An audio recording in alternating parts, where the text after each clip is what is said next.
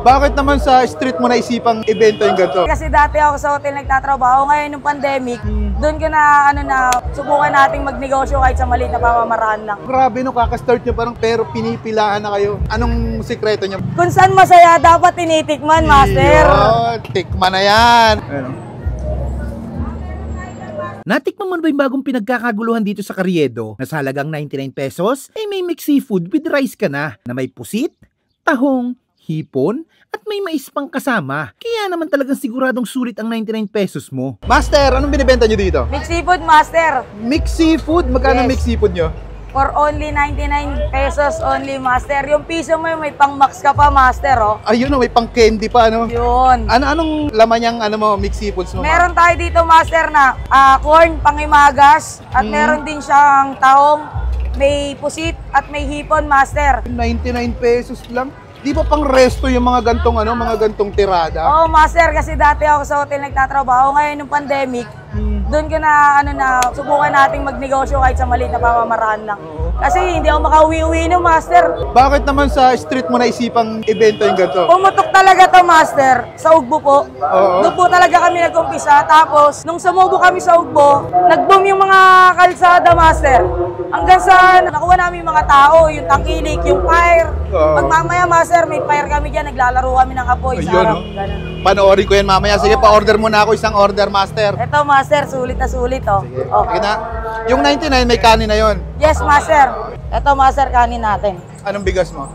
Ano to, master? Bachelor. Ang bigas ng bayan. Iyon. Napaka-solid. Tapos, Ito po, master. Taong master. Fresh na fresh. Matambok pa yan, master. matambok na tahong. Masarap kumain ng matambok, Op, master. yeah. Oo naman, syempre. Taryang ano to, master? Taryang hindi vlogger o vlogger. Mayor nga, master. Lahat kumakain sa amin. Pantay-pantay ang serving, ha? Pantay-pantay. Walang kahit pulubi, master. Master, napaka-solid. Kahit sino. Lalagyan pa natin ng saksa yan, master. Ayun. May bawang pa. Ito, 99 pesos lang to. Opo, Yes, master. napaka-solid. Okay, sige. Anong oras po kayo nag-open dito? Ngayon po, first day namin, nag-open po kami ng 11. Pero pag nakapa na po na nakapa, mas maaga. Mas masaya, marami mabebentahan, marami makakatikim, master. Okay. Anong location nyo po dito sa Sa harapan lang po ng Isitan, master. harap? Makikita nyo po, mixed seafood. Katabi po ni Takoyaki. Kailan pa kayo dito, ma'am? Start lang po namin ngayon, master. Kakastart nyo pa lang. Yes, Pero master. grabe no, kakastart nyo parang pero pinipilaan na kayo. Oh, master. Bakit ya? Anong sikreto nyo ba't pinipilaan na kayo? Siguro, master, kung saan masarap. At sabi nila, di ba kung saan masarap? Dito, master, mali. Kung saan masaya, dapat tinitikman, master. Yun, tikman na yan. O sige po, tikman ko muna. Thank you. At tayo mga kabangers, nandito ulit tayo ngayon sa Quiapo, Manila. Dito sa tapat ng Isitan. Ayan, meron silang bago dito. Master Mixed Seafoods. Grabe. 99 pesos lang meron ka ng Mixed Seafoods. Etong mga ganito sa mga resto lang natin makikita. Pero ngayon, nasa street na ng Carriedo. Ayan, meron na siyang kanin, merong hipon, ayan o, hipon, merong tahong na matambok daw. Merong mais at saka yung pusit. Ayan, tikman natin. Grabe, 99 pesos lang. Goods na to ha, para sa akin. Tikman natin. Ayan o.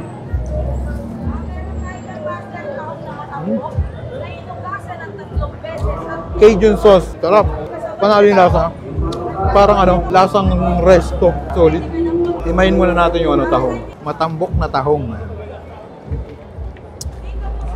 Sarap. Manamis na saktong-sakto lang yung lasa niya.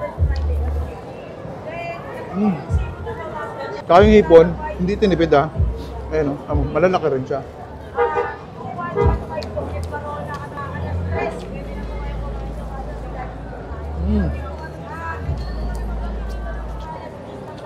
Kaya pala naman kahit kakasimula pa lang nila dito, pinipilahan na sila. Sa 99 pesos mo, mabubusog ka na.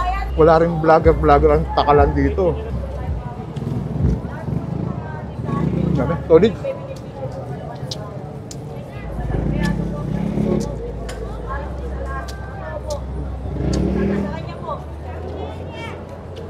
Parang sa 99 mo, busog na busog ka na. Kaya pag nakita nyo dito sa dito lang sila araw-araw sa Carriedo. Nagbubukas sila ng alas 11 ng umaga hanggang maubos. Ayan, bis tayo na ang Master Mixed Seafoods. Napakasulit ito mga lods.